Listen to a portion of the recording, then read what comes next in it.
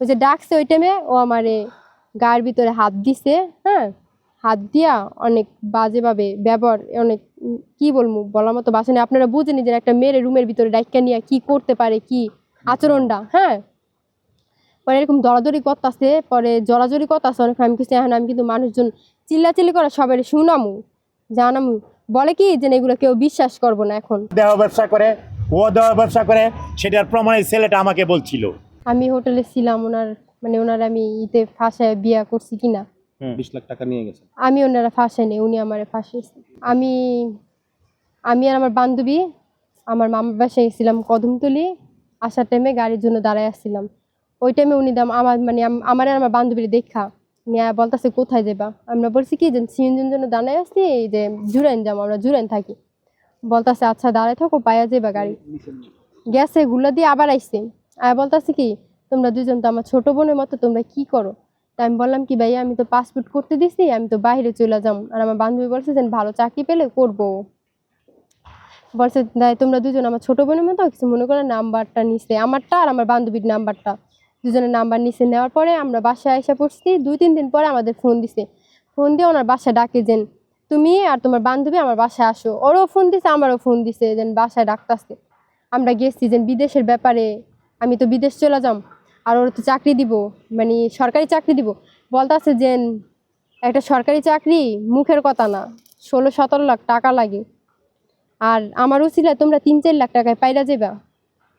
এই কথা বলে। আমি বললাম কি আমি তো আর সরকারি চাকরি করতে পারবো না, আমি অত শিক্ষিত না, না আমি তো পাসপোর্ট করছি, আমি বাইরে চলে যাব। বলে কি যে পাসপোর্ট করছো সমস্যা নেই, ওই লোকও আমার কাছে ভালো লোক আছে, তোমার যে বিদেশ পাঠামো ওই লোকও আছে আমার কাছে অনেক ভালো লোক, তোমার নিয়ে ভালো জায়গায় ফালাইবো, তুমি বিশ্বাস রাখো ছোট বোনের মতো। এই কথা বলার পরে আমার বলতেছে যে এই আমার পাশে রুম নাও, রুম নিলে তাহলে তোমার জন্য ভালো হবে। এই যে পাসপোর্ট করছো, এই যে মেডিকেল করতে হয়, কত কিছু ঝামেলা, এটা তো আমি তো করি নাই, জানি না। উনি বললো আর কি, তাহলে পাশাপাশি বাসা নাও, ভালো হইব, তোমার জার্নিংটা কম হইব, গাড়ি ভাড়া কম লাগবো, ভাড়াটা বাচ্চা যাইবো, হ্যাঁ এইভাবে বলছে। তারপর আমরা এই জুরাইন থেকে ওই জায়গায় গেলাম কদমতলি, গোলাম বাজার, ওর বাসার পাশে মানে রুম নিচ্ছি কয়েকদিন। ওই জায়গায় থাকার পরে একদিন বলতাছে যে তোমার তোমার জন্য একটা ছেলে দেখছি। আমারও বলছে, আম্মুরও বলছে যে তুমি বাইরে যাবা যে লেগে, ওইগুলো তোমার ওই ছেলে সব কিছু স্বপ্ন পূরণ করে দিব। হ্যাঁ, এই কথা বলার পর আমি বলছি না ভাই, আমি বিয়ে শাদী বম না, আমি বিদেশ চলে যাবো, নিজেরটা নিজেই কামাই করে সব কিছু করবো, আমার দরকার নেই ভাই, বিয়ের দরকার নেই। হ্যাঁ, এই কথা বলার পরে উনি আমার আম্মুরও বলছে, আমারও বলছে, মানে একসাথেই অন্য ছেলের কথা বলছে, ওনার কথা বলে নাই। তারপর একদিন আবার কয়েকদিন পরে ওর দোকানে যে কালাম যেটা আজকে আসছে বলে, ওই কালামে আমার ছাদে নিয়ে গেছে ডাইকা। মিয়া বলতেছে কি যে নাফু আপনি আছেন না, এই দাদারে বিয়া করেন, জল্লাদ শাহজাহানের বিয়া করেন। ওনার এই কুমিল্লাতে 5 তলা বাড়ির কাজ চলতেছে, এরপর ঢাকা কিরানীগঞ্জে 10 কাঠা জায়গা নিচ্ছে, তারপর দেশে নাকি গাড়ি কিনা দিচ্ছে 2টা ওনার বাইকনারে, ওই যে ট্রাক আছে না ওইগুলা। অনেক কথা বলছে, অনেক টাকা পয়সা আছে, বাড়ি গাড়ি আছে। হ্যাঁ, আমি বলছি কি যে দেখো কালাম, উনি বলছিল যে আমি ওনার ছোট বোনের মতো, আমার বলছিল যে বিদেশ পাঠাইবো, উনি ছোট বোনের মতো বললে এখন বিয়ের কথা বলতেছে। ওই টাইমে আমি ছাদে বই আধা ঘন্টার মতো কাঁদছি। পরে আমি পরে আইসি, আসার পরে ওনার সাথে আর আমি কথা টথা বলি না। পরে বলতেছে আমার ডাইকা নিছে যে আরে বোন ওটা দুষ্টামি করছি, দেখলাম তুমি কি কও, আরে বিয়ে করবো না এটা সেটা কয়া। হয়তো আমি তো মনে করছি যে সত্যি কথা কইছে বা ই করছে, আমি তো জানি না যে ওর মতো হারামি, ও এত হারামি, ওর মধ্যে এত কিছু থাকবে। পরে আমি বিশ্বাস করছি যে মানে দুষ্টামি করেই বলছে। গেছে, তারপরে এর মধ্যে আবার কয়দিন পরে আমার আম্মু বাসায় না, ও আমারে ওর বাসায় ডাইকা নিছে, ওর রুমে ডাইকা নিছে, নিয়ে বলতেছে আমি যা বলি কথাগুলো শুনো, মন দিয়া শুনো, বসো।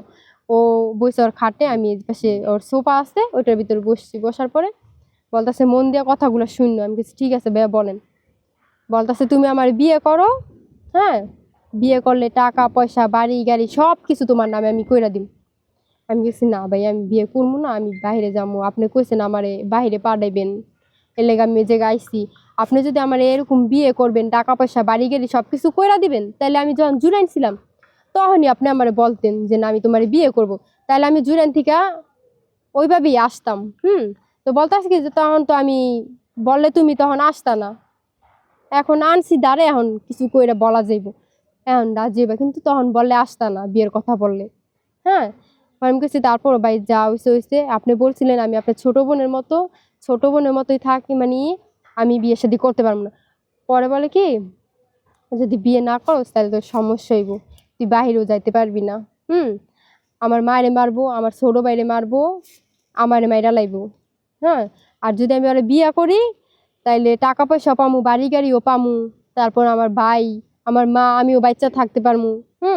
এই কথা বলার পর আমি কাছে ঠিক আছে ভাই, আমি চিন্তা ভাবনা করে দেখবো না। পরে আমার বলছেন যে আমার আম্মুর কাছেও বলতে না, মানে আমার আম্মুর লাগে তো জরগা, ওই যে ও আমারে ডাকতো ওর রুমে, হ্যাঁ 10টা নাই 11টা নাই, মানে 12টা নেই 1টা নেই, সবসময় ডাকতো। তা আমার আম্মু বলছে কি যে না, আপনার রুমে আপনার সময় নেই, অসময় খালি ডাকেন কি করতে, আপনার ঘরে যাইবো কি করতে, এই কথা কনে আমার আম্মুর লাগে মানে জরগাওয়ার লাগে অনেক।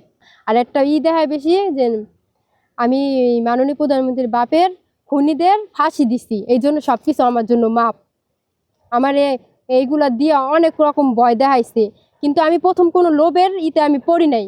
ও আমারে এইভাবে ব্ল্যাকমেল কইরা পর আমারে ও ফাঁসাইছে। তার যে কি ছেলে, তখন একদিন সাথে একটার ফাতেমা ওই ছেলেটাকে নিয়ে আসছিল বাবুবাজার, মানে ইসলামপুরে, সে কাপড় কিনবে।